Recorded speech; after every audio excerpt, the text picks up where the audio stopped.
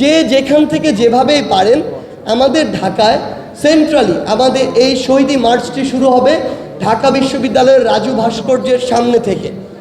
আমরা চাই এই পয়েন্টগুলো থেকে, ঢাকার প্রত্যেকটি পয়েন্ট থেকে আপনারা চাইলে ব্যক্তিগত উদ্যোগে আসতে পারেন, আপনারা চাইলে ওই পয়েন্টগুলো থেকে একত্রিত হয়ে আবার আপনাদের ব্যক্তিগত কোনো উদ্যোগে নির্দিষ্ট কিছু যানবাহনের মাধ্যমে আসতে পারেন।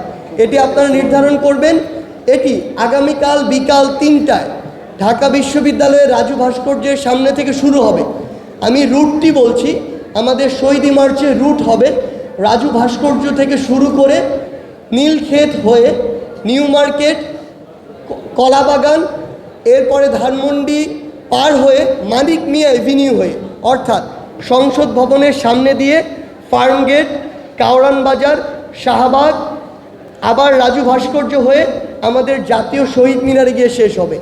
এবং সেখানে আমরা প্রত্যাশা করি আমাদের শহীদ পরিবারের একজন মা, একজন বাবা, একজন ভাই, একজন বোন তাদের জায়গা থেকে তাদের চাওয়াগুলো বলবেন, তাদের অনুভূতিগুলো বলবেন এবং পরবর্তী বাংলাদেশের তরুণ প্রজন্মের কাছে, ছাত্র জনতার কাছে তারা কি চান সেটি তারা তাদের জায়গা থেকে উপস্থাপন করবেন। কেমন একটি বাংলাদেশ তাদের প্রত্যাশা, আমরা কিভাবে তাদের পাশে তাদের সন্তান হয়ে, ভাই বোন হয়ে থাকতে পারি আগামীর প্রত্যেকটি দিন, সেই জিনিসগুলো তারা তাদের জায়গা থেকে উপস্থাপন করবেন।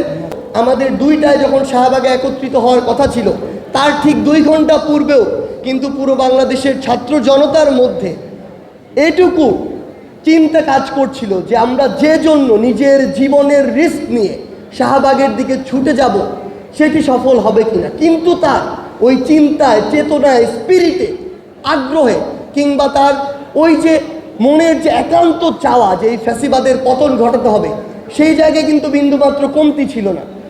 তারপরও ওই 2 ঘন্টা আগে সামান্য যদি মনের কোনো আশঙ্কাও থাকে সেটি নিয়েও সবাই যখন নেমে পড়ল, তখনও এই ভাইরা, এই বোনেরা যারা বুক পেতে দিয়েছিল তারা কিন্তু নিশ্চিত ছিল না এই ফ্যাসিস্টের পতন হবে কিনা। কিন্তু 3 দিক থেকে, ওই উত্তরা বিএনএসের দিক থেকে বলি, বসুন্ধরা, রামপুরা, বাড্ডা, বনশ্রী, প্রগতি সরণির ওই 1 নম্বর 2 নম্বর সেক্টরের দিক থেকে বলি, কিংবা আমার এই চিটং রোড, শনিরাখড়া, যাত্রাবাড়ি এই একটি সাইড দিয়ে বলি, এই 3টি সাইড সহ পুরো ঢাকার সকল রাস্তা দিয়ে যখন এক প্রকার আবাবিল পাখির মতো লক্ষ লক্ষ মানুষ রাস্তায় নেমে আসে, তখন ওই ফ্যাসিস্ট সরকারের পতন হয়, তারা দেশ ছেড়ে পালাতে বাধ্য হয়। সেই জায়গায় আমরা বিশ্বাস করি, আমরা চাই আগামীকালকেও সেইভাবে গণজোয়ার নেমে আসুক। এবং আমরা আপনাদের কাছে অনুরোধ করি, বিনীত অনুরোধ করি, বাংলাদেশের যারা মিডিয়া কর্মী ভাইরা রয়েছেন, আমরা বিশ্বাস করি আপনারা অধিকাংশই আপনারা আপনাদের যে জার্নালিজমের যে স্পিরিট সেটি আপনারা ধারণ করেন। আপনাদেরকে বাধ্য করা হয়েছিল, চেপে ধরা হয়েছিল, আপনাদের পাবলিশ করা নিউজটি মুছতে বাধ্য করা হয়েছিল। আমরা আমাদের আন্দোলনের সময় দেখেছি সত্যি একটি হেডলাইন যখন গিয়েছে কয়েক মিনিট পরে সেটি মুছে দেওয়া হয়েছে। কোন ফ্যাসিস্টের চাপে এগুলো করা হয়েছে এটা আমরা জানি, কিন্তু এখন আপনাদের এই বাধাগুলো নেই।